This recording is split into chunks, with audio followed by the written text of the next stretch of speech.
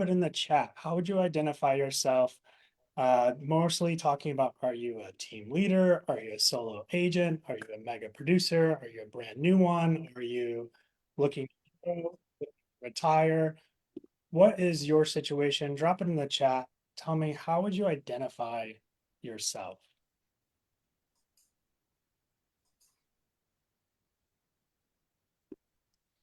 Solo, solo, solo. Brand new, newbie, awesome. Trainer and coach. Ooh, nice. Team lead. Looks like a lot of solo agents. Awesome. Keep filling it in if you haven't as well. Second question of the day is, where are you located? Tell me where y'all are located, because you're not in my market. I'm in Central Florida, or at least I assume you're not in my market. I'm based in Central Florida, born and raised in Orlando, been here my entire life. So I got a huge network from just growing up here. And like Elizabeth said, we started a team in the Orlando area, and then we since have expanded it to the Tampa Bay, St. Pete area. So, got a growth generator for Austin, a lot of Texas, El Paso, still haven't been there. Carrie's in here from Tampa, Raleigh, love Atlanta, jealous of the San Francisco Bay Area, even though San Diego is better, just my personal opinion. So, okay, those are two good questions. So we got a lot of solo agents here. And now, when we talk about our goals for 2024, you typically ask a solo agent, what do you want to do in 2024? What are your goals? And the most common answer I got was sell more houses. I was like, well, that's everyone wants to sell more houses. That doesn't help me at all. What do you really want your goal to be? And really identify, what does that goal mean to you? So we're going to be vulnerable with each other for a second, and you're going to think about that question. You can define your goal for 2024 financially, if that's a number of units or a number of amount of volume or an amount of income if you want. But if you define your goal that you're going to drop in the chat for 2024, you need to also include, how is that goal? If you hit that goal, what impact is it going to have on your life? Does selling 100 homes allow you to take your family somewhere you've never taken them before? Does selling 5 homes this year allow you to start funding your child's education? What is that goal for 2024? And I want to know specifically, how does that goal, if you're listing out a financial goal or a sales volume goal, what does that mean to you? How will that impact your life? Your goal could also be, I just want to be a well-rounded agent. I want to build a team. I want to jump to the next level. No one knows their goals because no one has written in the chat yet. You guys realize we're on month 3 of 2024.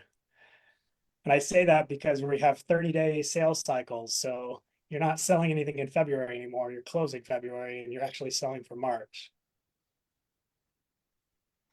Love that, Jeffrey. Thank you. 1 million in total income, multiple streams, less headaches or stress looking at bank accounts. That's awesome. Growing my downline. Fantastic goal. 150 GCI. A buffer for our family, 10 transactions.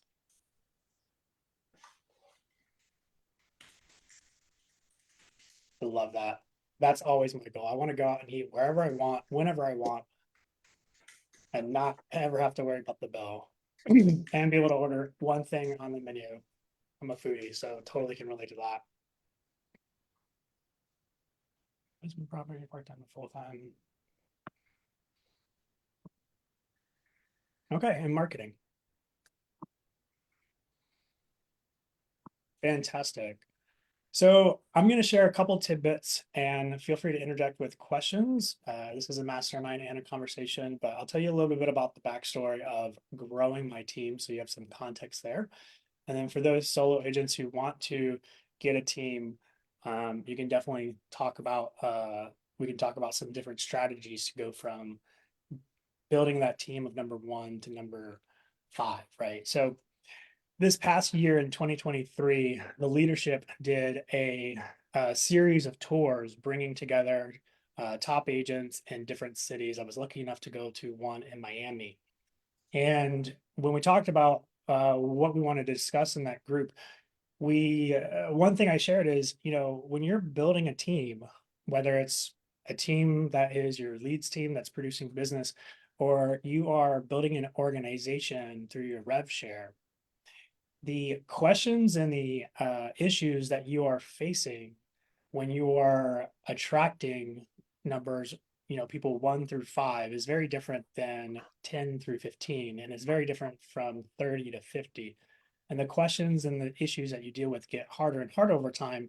And I feel like not a lot of resources are available for agents that want to take that first step on building a team and that first step in launching there.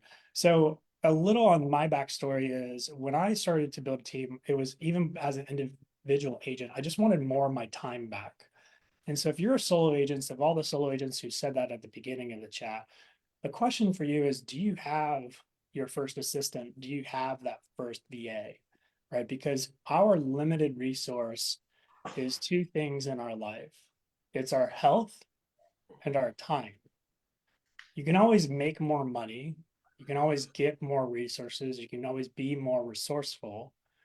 But in reality, your time is the only thing that you can control during the day of where you spend it.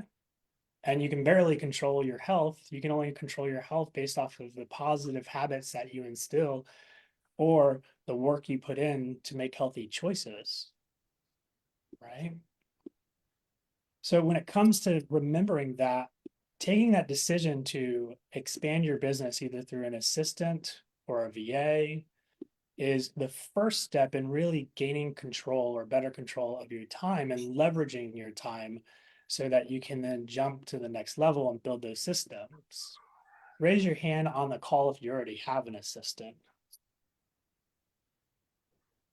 Okay, raise your hand higher if you want an assistant. Okay, half and half. So when it comes to an assistant, someone will share with me, what was one thing that you struggled with in making that choice to get that VA, to take that first hire? What was the biggest hurdle? Someone who has an assistant, whether your team is 50 now or 3, what was one of the hurdles in making that first hire?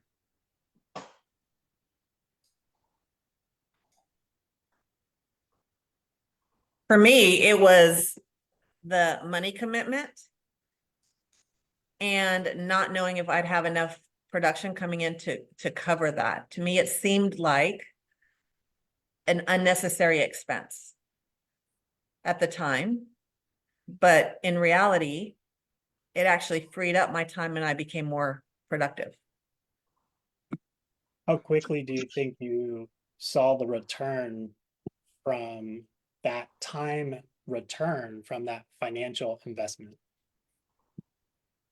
For me, it was pretty immediate because it freed me up from doing things that I shouldn't be doing, like chasing paperwork, and my time value was much more important than some of the things that I was wasting my time on. So for me, I found somebody that would share the assistant to kind of tiptoe into the business. I will say I've had that assistant for 14 years, which I shared her with somebody else initially so that we could offset that because I didn't want to let her down too, because I knew she had goals and I didn't know where my business was going to come because I didn't have those systems and processes in place. So it was safer to go in it with somebody else, not to let anybody else down. But then as my business grew, then I could keep her on my own. So I think it depends on what an assistant means to you. I think that's the question everybody needs to ask. Like, what does an assistant mean to you? Because all of our businesses are a little bit different. At the time for me, I had little ones and I was trying to work with clients and I was missing paperwork and things like that. So I need somebody on the back end that can control that a little bit. Financially, it definitely made a difference, but my mental stability and my sanity, I saw, you know what I mean? I think there's value in having that time freedom and financial freedom by making the right hire. I think that's a common fear among anyone getting an assistant or their first hire is, can I financially do this? And sometimes we look at it from a perspective of, this person may cost 3,000 a month or 50,000 a year. I can't afford 50,000 a year. Well, you could afford maybe the first month or 2 month, and then you just have to make sure that you're utilizing the resource that you're expanding to in the best way possible. Brian raised his hand. What's up, Brian? Yeah, for me, it was trying to find holes in my day that I knew were not well used, right? And so, how could I leverage things that I didn't want to do, that I didn't enjoy, that just kind of brought me down, right? I'm like, oh God, I have to do this, and to sit down for 2 hours and finding those gaps really made a difference in my life. So trying to be consistent on social. So how do you get somebody that's highly leveraged and low cost to be able to stay consistent and do things where you don't either have, I didn't have time to do, but I knew I needed to do a better job. Um, and make sure that's an affordable solution, especially in the beginning. And then the other thing is like, how do you manage them? Right? Like it's one thing to run your own business. It's another thing to set up systems to make sure things are getting done and you're being efficient. So Absolutely. And depending on, your personality types, let's talk about who is a planner, who has to plan everything or know every single step before they, pull the trigger. And then who is a little more agile and just shoots and then, adjusts the bullet as it flies through the air. Right. I'm a build the parachute while on the way down kind of Mhm. guy. Because I can iterate quickly. I like that speed. So for me, it was hire the assistant and then I'll find everything I need them to do. And when they came back that second week and said, I'm out of tasks, I was like, holy crap. Let me go find more stuff. Jacqueline. Oh, I was going to say, I tried a full-time assistant and I was the same way since I didn't have systems in place. And, just a realtor for so many years, just flying by the seat of my pants. And same with Elizabeth. I was like, something's going to fall through the cracks here. I'm going to not dot an I or cross a T. So I started with a transaction coordinator.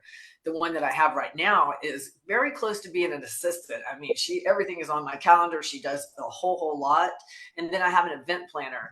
And without that, she was kind of an assistant. That was last year, but I just, our production went down a bit and just didn't have enough. But any of the kind of events that I want to have, all these great ideas that never came to fruition, I just spit them off to her and she runs with it. And then all of a sudden she's like, you need to be here. I already got this. This is what's going to happen. You having this community event.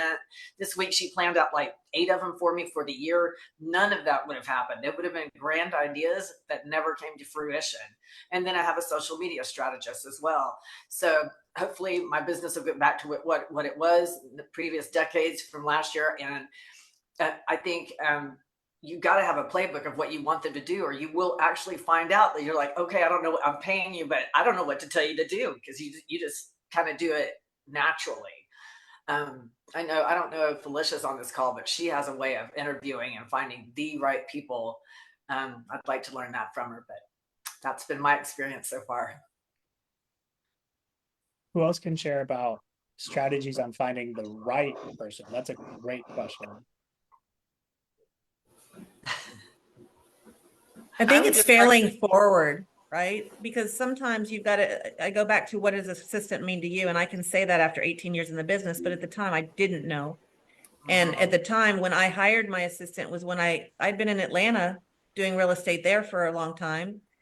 I knew all that paperwork. I knew that process. But then when I moved to Texas, I didn't know anything. So I needed somebody to kind of help. So I started with, okay, who can help with the paperwork? TC. There's not a lot of risk involved in that because you're really not paying that TC until you close that deal, right? So when you look at it like that, it's once that fee comes out of your commission, you can breathe a little bit. And then over time, I would start writing down my task. I still fell forward all the time because I have a different team set up around me now. And most times I don't even know what to tell them to do, but it's so much better when they're proactive and you're aligned with the right people with your personality. And not everybody's going to be a fit for what you're looking for. But when you have people that can come alongside you and figure it out together and not be frustrated, like you just have to see what that looks like, and not everybody's going to be a fit. And once you realize they're not a fit, that's okay. Find the one that is and don't waste any more time, because you're wasting your time and their time. Absolutely. Andy. Yeah, I've been an agent almost 17 years. I'm a solo agent. I've moved markets a few times, but when I came back down to South Texas, I really kind of took off. And so just over a year ago, I hired a TC Again, like it's been said before, I wanted to make sure I wasn't letting stuff fall through the cracks. And so she was my second set of eyes. She made sure everything was where it needed to be for compliance. She handled all of it and it was great. And so that helped a lot. And I have a 7-year-old as well. So I've got kids. My husband's a high school football coach. And so we're very busy. And I went this past September to GoGo's real estate retreat. And one of the big takeaways when I went was leveraging my time. And so I came back and I hired a VA, and I've had her now just over 4 months. And so I didn't want to jump in headfirst full time. So I have her part time, but she took a lot of the social media, video editing, content creation, all the stuff that I would sit behind my computer for like 2 to 5 hours a day, trying to generate, create, plan, schedule, and all of that. That's what she handles. So it allows me to go preview homes, go to the networking events, get out and shoot content for her to edit, for her to post. So my socials have been way more consistent since I've had her, which was a big deal. And so it's a little scary, because I did go through a company for a VA. And so it was a year commitment. And it's been, a nifty situation, but I'm hoping eventually it'll start to pay off, and it'll be, I want her to be a part of my team going forward. That is my long-term goal. Congrats on that success. That's an awesome transition, and building up that support. You realize how much free time you get once you have that next level of support. And I want to challenge everyone who has assistants. If you already have an assistant, when was the last time you asked them, hey, out of curiosity, what do you think we can do better in our processes, in our systems? What opportunities do you see that we're not taking advantage of? Right? An assistant is usually a personality type that's very cautious and supportive, and they do instructional things based off of instructions and directions that you give them, which sometimes if they're overseas or remote, we forget that. And we're just constantly like, sending, do this, do this, do this, do this, right? I've done that before. But pausing and asking those people who are doing the work to give you free time and saying, hey, what do you think we can do better? What other resources are you aware of that we could tap into to make your job easier? What does the next level of growth in your position look like? Is there currently anything that you're doing or any other subject matter that you're passionate about that isn't currently a part of your job role? I learned that my social media coordinator loves editing videos by asking that question. Didn't even know. They weren't hired to be a video editor. They were only hired to social media plan and stuff, right? So challenge them to bring recommendations to you to be able to expand and take yourselves to that next business. And if you run out of things they can do, always search 1,000 ways to market yourself in real estate, and you'll have 1,000 things that they can help you expand to. Other challenges you all are facing in hiring or managing assistants?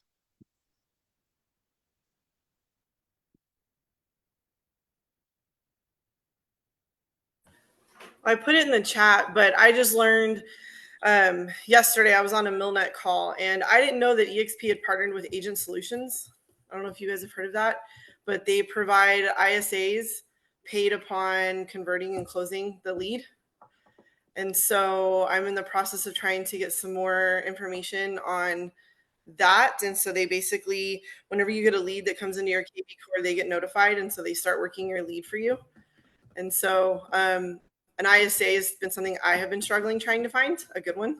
And so I'm going to start there because, again, it's only paid when they close. So it's not a huge like upfront commitment to pay an ISA, like a weekly wage or something like that. So that's my next goal. I have a lot of leads in my KB core, and I have my sponsor helps dump them in there quite a bit. And so I need to work them and convert them. And so that's been a problem that it's been a hole in my business that I've struggled with. So that's my next hopefully this quarter I can get that figured out and get that rocking and rolling. So I went ahead and put a link in the chat based on one of those questions to the EXP Solutions group on Workplace. They actually have a linked post with all the other different EXP Solutions platforms, partnerships that you guys can jump into, including Recruiting Insight, Success Yield, that's where Express Offers is linked, and Assistant Agent is the new one too. All right, changing gears for a second. No, go ahead, Elizabeth. I was gonna say, somebody just posted in there asking where are some recommendations to find TCs and assistants and VAs and things like that. And I put this in the chat earlier, whatever state you're in, I always say start there, start in so I'm in Texas. So in the Texas State group, put a post in there. I'm looking for a TC. I'm looking for assistants. There are some agents right now that are kind of part-time that are doing a little bit of both, and you don't know until you ask. So I would start with the state groups to see what recommendations that they have. What's beautiful about that is it's all the state. You don't have to be just in Austin, right? Or just in Orlando. You can reach out to the Florida state groups because it's all one EXP. The other thing is VAs. There's a number of VA companies. I use Sphere Rocket. We have 2 VAs through Sphere Rocket, and they have quickly become seriously part of our team, and they've been amazing. And Sphere Rocket lets us replace people that aren't really necessarily a fit, which we have done. So there's a number of companies out there, but I would look into first, if you're trying to find a TC or something like that, go to the state groups and see who's already using them that can vet them, that you're not having to do all that. The research, I'd interview a few people just to make sure they're right. And then, like I said, Sphere Rocket or some of the other VA companies. Sphere Rocket works with a ton of EXP agents. So anyway, I just wanted to add that. So Ben, switch gears. And a pleasant reminder, guys, when you are hiring that first VA or a second one, right? Look for first, do a SWOT analysis on yourself. What are your strengths? What are your weaknesses? What are you not working on or not doing or struggle with that someone else could do? Because that's what you want to hire for, is you want to hire a assistant that can help you with your weaknesses. If you are shoot by the hip kind of person like me and build the parachute on the way down, then you might need someone who is extremely organized, detailed, and will take a concept and then build the structure for it if you don't like building structure.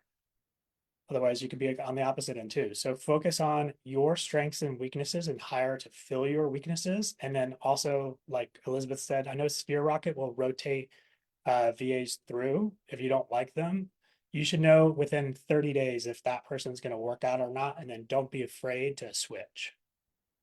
Right. When we hired our last one, we went through 4 different people. And then it was the 4th one that stuck the longest, who's still with us. So don't be afraid to be like, this just isn't working. I'm gonna explore alternatives. I had something to pop in with Ben. Mhm. So I was gonna say that you said after 30 days we should know if they're working out or not.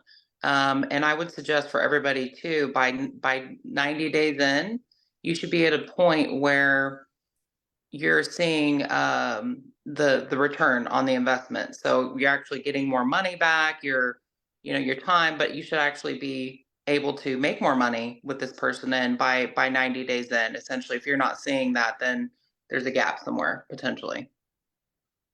Totally agree.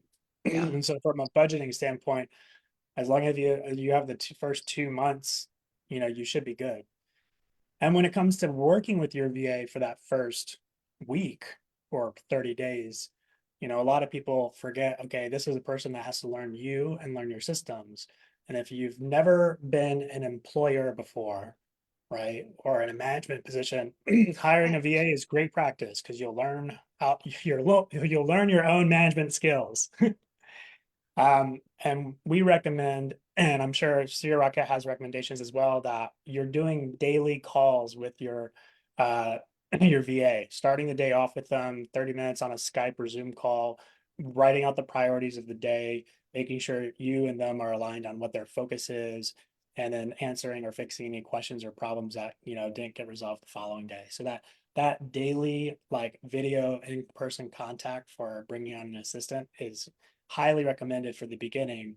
I've heard people, you know, that complain that their assistant doesn't do anything, and I say, well, how often do you talk to them? And they say, well, we never get on a video call, we just message back and forth. And I'm like, you okay, you don't really have a relationship with them. So Well, and Ben, one of the things I had to do too is you guys make a list and then also figure out what your hourly rate is, right? Take your annual salary, break it down to monthly, break it down to hourly, and then figure out what tasks that you're doing somebody else could do at a lesser rate, right? So for example, mowing the lawn. Can I mow the lawn? Absolutely. Do I like mowing the lawn every once in a while? Yes. But can I get a kid in the neighborhood to mow my lawn for $20? Perfect, right? So it's much better to have somebody else mow my lawn for an hour or 2 hours for that $20, and that I could be doing something that's much more productive and income producing, right? So figure out, if you don't know what your hourly rate is or your daily rate is or your monthly rate is or your annual, then you're kind of at a deficit because you don't know what you don't know, and you don't know what you need to offload off of your schedule. As far as I'm trying to follow some of these chats, but Sphere Rocket, if you guys want a connection there, send me a note on Workplace chat and we can connect you with the right people and you can talk to them and see if there's a fit. But the VAs can be a really great solution. My TC is local. My TC is Texas based because of contracts and things like that, but you can do a lot of things with the VAs. All right, Bren, you were going to change the. I'm gonna add on to yours. But I also see Erica's here. I don't know if she wanted to add anything. Yeah, go for it. So what is it different that your VA does than your transaction coordinator? Elizabeth? Oh, for me, my TC is all TC work. Mhm. I have 2 VAs. One VA handles all of my database, and she handles, I mean, we celebrate all of the agents' birthdays in my whole org, so she's always following up on that and celebrating anniversaries and celebrating, like, just loving on them in a different way and touching people that way, and working with our client mailers and our client databases and our client reviews and things like that. Our other VA her name's Sab, and she does our marketing and our graphics and works on our social media. But what's cool is that they've formed a relationship too, and we get on our calls every morning. Kay is here locally. Kay oversees them quite a bit, but we get on a call every single morning at 8:30 and we're team check-in and we're going over approvals and things like that. So like all the Eventbrites for AHAs, they do all of that. Anything admin related, anything marketing related, anything social media related is what they're doing. That's not my strength. Yeah. Like, So last question. If you see me try to create a graphic, it's not a pretty site, right? So I know where my strengths are, and so I'm leveraging that in a different way. We are talking about hiring one of our VA, hiring another VA to really work on YouTube and take the content I already have, like if I'm speaking or if we're in the whatever, and really building that up. However, Sab said that that's a skill set she would like to build on. So at this point, it's not a critical piece of the puzzle. So we're good with her learning. And then that makes her more marketable as well, right? So could I go hire somebody? Yes, I might still. But right now, I'm just trying to add to her resume, if you will. But you can hire them for all sorts of things. A website person, we may hire somebody that's just focused on website, web development, SEO, things like that. Because the problem we ran into at first is we said, okay, let's hire a VA. And we thought all VAs are equal and they can do everything, but they're just like any of us. You've got to figure out what their skill sets are, because just because somebody can do admin work doesn't mean they want to do admin work. And I had to replace a couple of them because they weren't a right fit, or they weren't, doing what we needed to do, or they weren't aligning with our team. So what we realized is, no, we don't need one admin. We need one VA. We need multiple VAs focused on, like, hyper focused on what it is we need them to accomplish. So that's something to keep in mind too. If you just throw a bunch of stuff at this one person, you're going to overwhelm them, and neither one of you are going to be successful. So with people in these different skill sets, I wouldn't assume that they're full-time all the time, right? They just get the task done and that's on an hourly basis or something? Both of mine are full-time. Both of mine are Okay. 40 hours a week. One of them, Sab, was part-time with us and part-time with another real estate team and another real estate company, and ended up deciding to go with us full-time. So we were blessed to have her. She's been a great addition, but both of mine are 40 hours. However, you can get a VA if you'd like for 20 hours. You interview them and you figure out what they're looking for and what you're looking for, but it's, as long as you set your expectations and know that up front. What I like about Sphere Rocket is they do a bunch of the rounds of interviews first based on, okay, I want a VA that can focus on YouTube. I need somebody that knows the back end, the analytics, all the stuff. And then they find all the contacts and they find all the candidates. They interview them all first, bring the top 5 or 10 or whatever it is to me. They do an analysis of their disc profiles. They give us the resume. They give us their portfolios. So they've done a lot of the heavy lifting. So by the time they get to me, like, we can make a quick decision and do quick interviews to see who makes the most sense as far as a cultural fit with our team, because we already know that they have the background and the experience that's needed before they even get to me. Okay, last question. What is the That's- hourly rate or for 40 hours? And then I'm done, I promise. It depends. Yeah, it depends on, I mean, you can find a VA from $2 an hour to Wow. 6 to 10 to 15. It just depends on their skill set and their experience level. I had a hard time paying for VAs because it seems so low compared to what we pay in the US. However, what I understood from the CEO and the founder was like, no, this over there in these countries, this is a lot of money. This is helping their families, helping them in a big way. And so they actually work on my time. They work on my hours.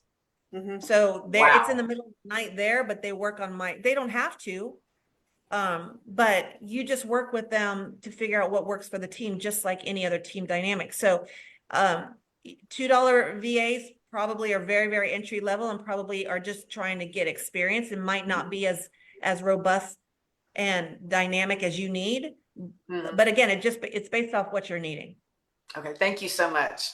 Jacqueline, I pay my VA from Sphere Rocket $240 a week, and I know that's on the higher end, but to Elizabeth's point, I felt like I almost felt like we were taking advantage of him when they said we were paying too much, but he's been amazing. And honestly, to Elizabeth's point, they really hand selected candidates for us based on what we needed. And he's worth every penny. I mean, for $1,000 a month, we have someone full time. He's probably not working 40 hours a week, but it's such a great resource for just overflow work that we need done. Yeah, I'm in the same boat as them. I've got a part-time girl that I pay right now, and she does a lot of my stuff. And when they started the process, because someone asked, like, how do you find somebody that's like knows your systems?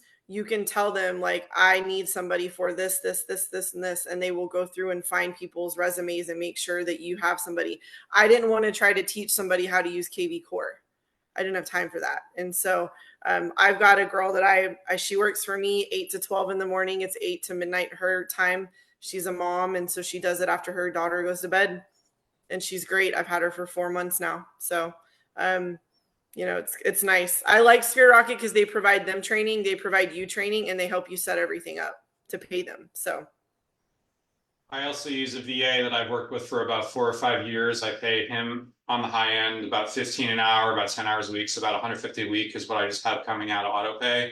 And it's worth it for him and me to work together because he's already trained. I know what I'm getting. I don't want to deal with training somebody. And I think a lot of us in here can say, hey, I don't have time to call clients and do stuff on my own. I mean, how am I going to have time to train somebody else? So I think you need to consider that too. Ben, we kind of got off on a tangent because that's what we whirl. I think the financial commitment, guys, is something to consider. And going back to what Elizabeth said about determining your hourly rate, if you guys are new, determine that based on your goal. Like we talked about in the beginning, how much money do you want to make this year? If you want to make 100,000, which I know is nothing in Texas, so let's just say 200,000, then your hourly rate is $100 an hour. Right? So if your hourly rate is $100 an hour, then every activity you look at for your business, everything you're doing during the day, you should be asking yourself, is this a $100 an hour activity that I should be handling? Or is this something that I should be paying a VA to do? And even if it's something we always get in the way, we think, oh, I need to do this. I will do this faster. That's the biggest hurdle. That's the biggest roadblock people put. I'll do this faster. If it'll take, I'll do this faster than the time it'll take to explain it to the VA to let the VA do it. Well, you only have to teach the VA to do that once and then they'll do it repeatedly, right? But more so, if your hour of time is worth $100, does it matter if the VA takes 4 hours to do it and you're only paying them $10 an hour, let alone $5 an hour, right? Your VA could spend a whole day on something and you would net positive when you're thinking about the value of your time. So we also have 2 TCs because our team is spoiled. And our TCs also work like as admins as well. So they do a lot of data entry, data recording, and everything. So we track everything. So That's what I'm working towards is we're trying to track everything and we're trying to, you know, you guys that know how I market and keep in touch with our clients, you understand like that is a big task. And what I'm realizing, oh my gosh, it's so nice to have people coming up alongside me helping with that. So, and it's a team effort. So I include them, they're part of our team.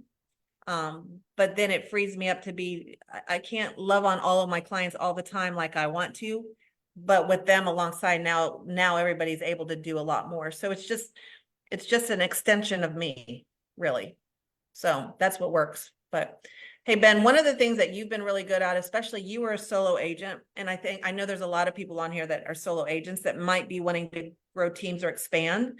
I've watched you for years. I don't even know how long we've known each other, a very long time, but I've watched you for years as a solo agent, kind of building your team, kind of coming off a team, building this, and now you've expanded into 2 markets and you're highly regarded in those markets. You've done a lot of things. You are relying a lot on social media. I mean, what are you doing that's helping you in that success, in your growth success? Not only your team growth, but also your business growth. Are you relying on social media? What are you doing in your business? So when we launched the team, I was a certified mentor at the time. So I was mentoring quite a few agents. And so I kept having the same conversation over and over again with the same mentees. And I was like, okay, well, they need this resource. And this was kind of before the state of Florida onboarding materials have greatly improved since.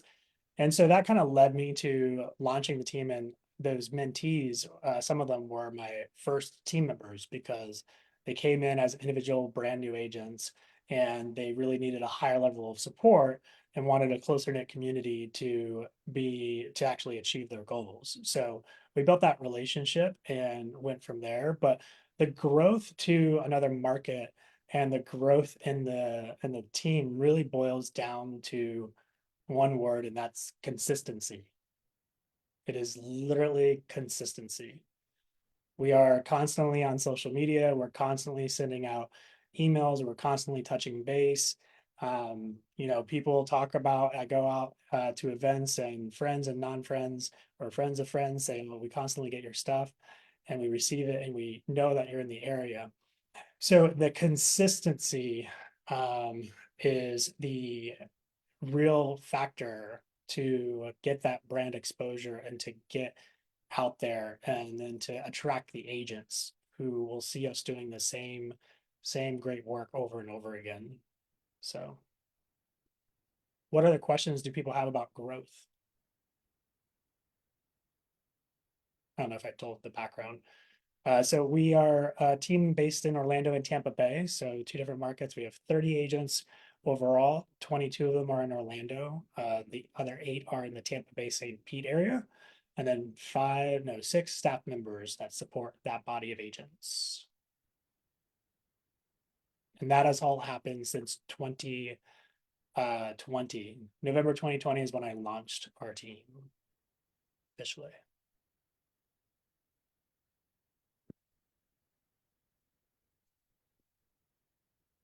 All right.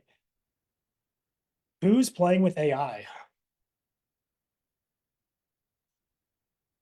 who is curious about AI and playing with it and know nothing about it? Enough to be dangerous. Yes. So I don't know if you guys are sick of hearing it yet or not, but we do some talks and research. So interject or drop in the chat your comments and your feelings about AI, and then I'm going to show you one of the tools that we're using that's AI related that you could probably use in your market as a resource as well. So what's the impact of AI? A lot of agents, I think, have this feeling that AI is going to replace us, and it's not. It is going to duplicate us, but will it replace the relationship that you have with your customer? I wish it could. I wish AI could maintain all the relationships that we have, but we're not there yet. What AI is going to do is it's going to have a huge impact in the landscape of our industry, let alone all the other industries. And the difference of, is AI going to be replacing realtors? No, but AI is going to be the tool utilized by the realtors who are here in 2 years. That will be the difference.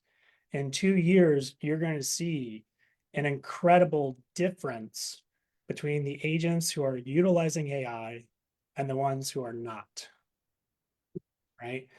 If you're not diving deeper into AI, whether you're listening to specific podcasts or taking Nick Krim's AI course or Phil Stringer's information, you've got to commit to jumping on and learning more about this, because it's going to leave you behind if you're not focused on it.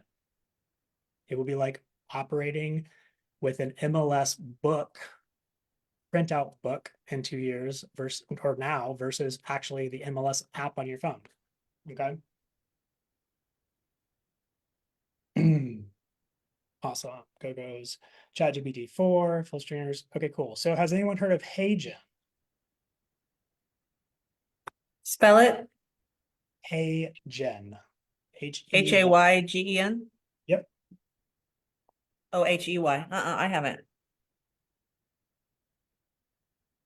So I think this tool is actually what Glenn used at the last conference when he was featuring it, I'm not sure.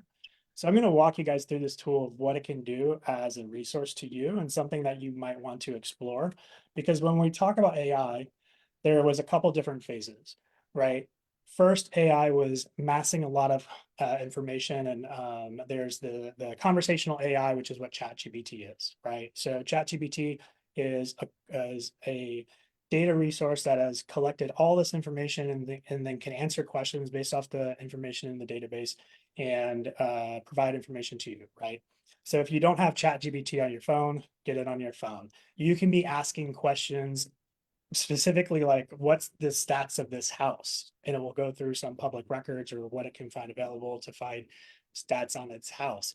You could say, hey, I need help writing instructions for my VA, and it will help you do that. You can say, hey, I did this yesterday. We need to update our employee handbook. Here's our current version. What clauses or additional things should we be adding to our employee handbook? And it came back with some recommendations. Every question you're asking yourself, you can run through ChatGPT and run through an AI tool to get a resource like that. But everyone's heard of ChatGPT. What is the next turning point in the AI industry is generative AI. Some of you guys have maybe went to EXPCon and you saw where you could scan that QR code, upload a photo of yourself, and then it would generate a prettier or very AI, futuristic photo of yourself, right? So that's generative AI, where AI is generating videos, either like you or a representation of you or just from scratch. This is also built into ChatGPT 4. So if you wanted to start a t-shirt side business, you can be asking ChatGPT for t-shirt design ideas, and it'll start generating images for you. Crazy. The danger of this tool is generative video. And you've probably experienced this and haven't even realized that yet, because of how good this is becoming, and it's going to totally affect how campaigns are going to be run this year, because this tool, HeyGen, will allow you to generate videos of yourself with only a clip of yourself. Okay. So this is where our minds will hopefully get blown. And if this is new to you, let me know in the chat, because I sit on this AI stuff a lot, and I'm always curious how many people are following along. So if you haven't heard of this before, let me know. But the purpose of a tool like HeyGen, wouldn't it be nice if, not replacing yourself, but wouldn't it be nice if you could send a personalized message to everyone in your database or everyone in your client list from last year? For instance, we have something in Florida called the Homestead Exemption Act, right? And so the customers need to file some paperwork for that tax benefit by March 1st. So we're going to be sending them personalized videos that say, hey, Susie, right? This is Ben. I just wanted to touch base. I know that you bought your property at 123 whatchamacallit Street in September. How is that home performing for you? Let me know what you think. I just want to make sure that you were aware you needed to file the homestead exemption paperwork for Orange County. And then in one click of a button, I'll produce another video that says, hey, Mark, this is Ben. How's that home performing for you that's located on 224 Main Street? I just want to send this as a reminder that you have to file your homestead paperwork for Seminole County, right? So customizing the script that you're using per person is what this video generation can allow you to do. So super easy, super cool. Glad it's new to some of you, which is fantastic. So this is something definitely to play with. And when you log in, you'll have to set up an account. There's a few credits you can play with in the beginning. But the basic scenarios of the options available, you have instant avatar, which is getting your digital twin, right? Then you have a photo avatar where you can create an animation version of yourself. That's pretty common. There's a lot of photo generative AI apps out there. And then you can start from a template, or like any AI thing, you can ask for it to help write a script on a topic that you might be struggling to work with, right? Or come up with script ideas. ChatGPT is also a great resource for that as well. So how does the video portion work? This instant avatar, here's one that we created. I don't know if my audio will come through. Hey, Ben, your instant avatar is ready. Feel free to create videos with it. Also, click the feedback button to share what you think. Hope you enjoy. Did the audio work? That wasn't you? That was not me. Oh my gosh. That's awesome. That's crazy. Right? Oh, Will you play it one more time, please? oh Yeah. my gosh. Like some of the So- ones that you see, you can tell it's AI because like the mouth doesn't match, but the mouth matches the voice on this. That's crazy. This is what Glenn did on video a few months ago, right? Yes, I believe this is the tool you used at EXPCon. Cool. Your instant avatar is ready. Feel free to create videos with it. Also, click the feedback button to share what you think. Hope you enjoy. You notice your instant. You notice how I can't hear myself more than like 4 times. So you know how I blinked, right? Like a human. Yeah. I raised my eyebrows like a human. I have facial expressions like a human. Right? All of that is generated.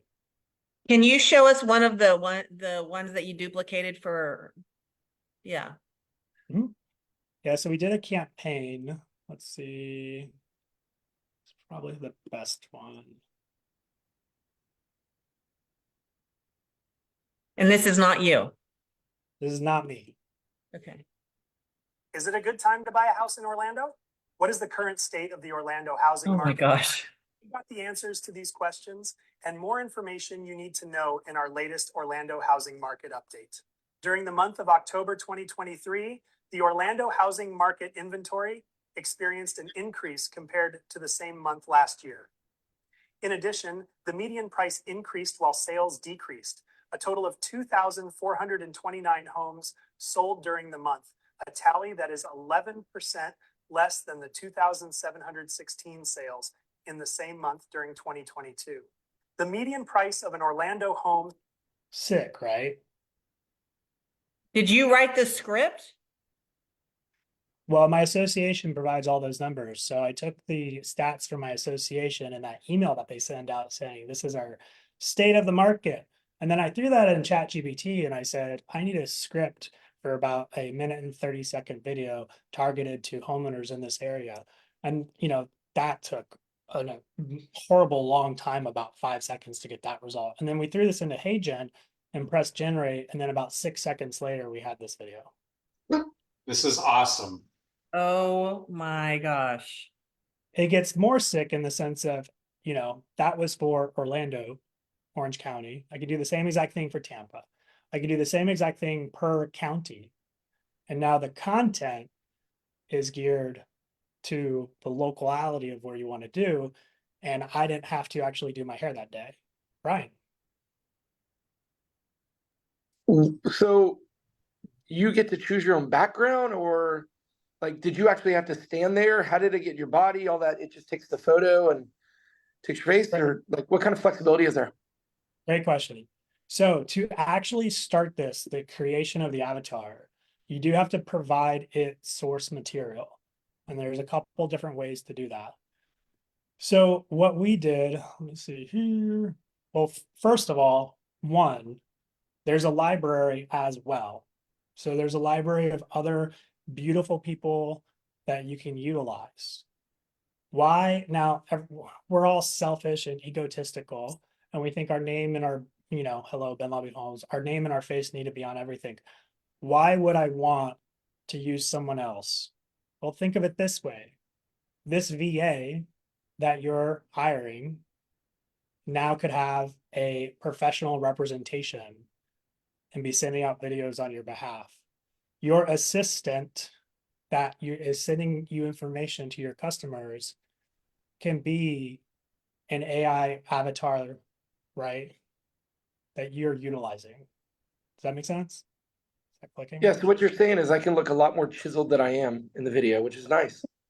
Yes, absolutely. Now, to actually create mine, what they request is you do record yourself. So this video was recorded in front of that background. We actually did it at like some sort of apartment. I'm wearing that shirt. So there is a source video that we create. And that source video is 2 minutes of me talking about anything. So I literally just ramble for 2 minutes. And then we take that source video, and that's what we provide HeyGen, and then HeyGen creates this avatar. Crazy. And I'm sorry, maybe you said this. Do you upload the names of the people that you want to send this to manually have each name at the beginning of every video? Yes. So when you go into create a video and you go into like the video studio, that's where you would start the process of selecting the script, uploading the video, and then you can do like a bulk, almost like a bulk export. So these are the ones I want to do. So Does it let you do a bulk import, like attached where it has fillers? So like, hi blank, and you upload an Excel sheet or a Google sheet with the name, with the data fields in the script, do you know? So you can knock out 200 at once just by uploading an Excel sheet with that script. I'm going to be honest, we haven't gotten that far in the use of it yet, but I'm 90% sure. I would think it would. If not, they need it. Okay. Are you posting any of these videos to social? Yes. That might have- Posting them to social, and we are. And the first time I did this, I sent the video to about 15 friends and family. Because I wanted someone to be like, that's not you. And no one said that. That's Well- so good. Well, that's why I kept asking, because I've seen you on video a million times. I know you, I know your mannerisms and stuff. And I was like, I kept watching going, I couldn't tell. That's crazy. Oh my gosh, that's so weird. How many videos have you put out yet? since you've started to play around with it? Specifically for this tool, we have done about 5, so not as much as we want to. We're ramping it up now because of the new year. And you could also create more instant avatars, so you can do more of these source recordings with different backgrounds and different outfits. So you could just honestly spend like a day just making a whole bunch.